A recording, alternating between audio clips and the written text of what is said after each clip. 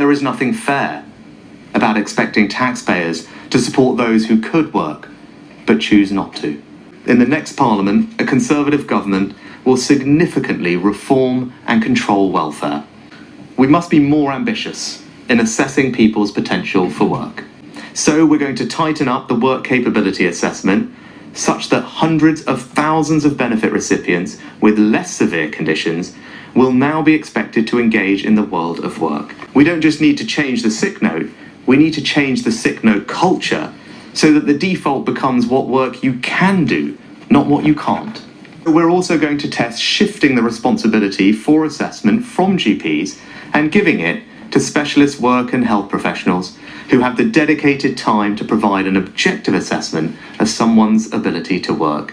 For those who could work with the right support, we should have higher expectations of them in return for receiving benefits. Because when the taxpayer is supporting you to get back on your feet, you have an obligation to put in the hours. And if you do not make that effort, you can't expect the same level of benefits. Anyone working less than half a full-time week will now have to try and find extra work in return for claiming benefits.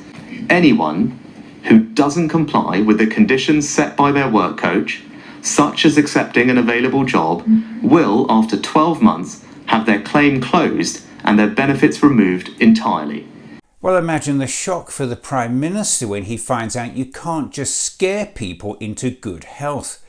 Sunak knows full well there's been a long-term rise for many years under this government in people who are on long-term sickness benefits because they can't get the treatment they need through the NHS, which is now on its knees after 14 years of Conservative government. Millions of people are stuck on NHS waiting lists or struggling to access mental health support. So what Sunak is shamelessly attempting to do is blame the British people for his own government's failures on the economy and the NHS. His dangerous proposals risk leaving the most vulnerable people in society destitute in a cost of living crisis. The country should be in outrage. We also need to look specifically at the way personal independence payments support those with mental health conditions. Since 2019, the number of people claiming PIP, citing anxiety or depression as their main condition, has doubled, with over 5,000 new awards on average every single month. But for all the challenges they face, it's not clear they have the same degree of increased living costs as those with physical conditions. And the whole system is undermined by the way people are asked to make subjective and unverifiable claims about their capability. So, in the coming days, we will publish a consultation on how we move away from that. Our overall approach is about saying that people with less severe mental health conditions should be expected to engage in the world of work. Well, again, imagine the shock for the Prime Minister when he finds out that services for mental health conditions are at breaking point. There are 1.9 million people on a waiting list for mental health treatment in England, meaning the treatment they should be able to access through the NHS is not currently available to them. The idea this government is even considering cutting benefits in a situation like this is just horrific. And let's not forget the majority of people claiming benefits are either in work or seeking work. Many are already going without food every day just so they can feed their kids. So what's really going on here? What's the number one challenge other than energy costs? It's getting access to workers and getting people to actually work.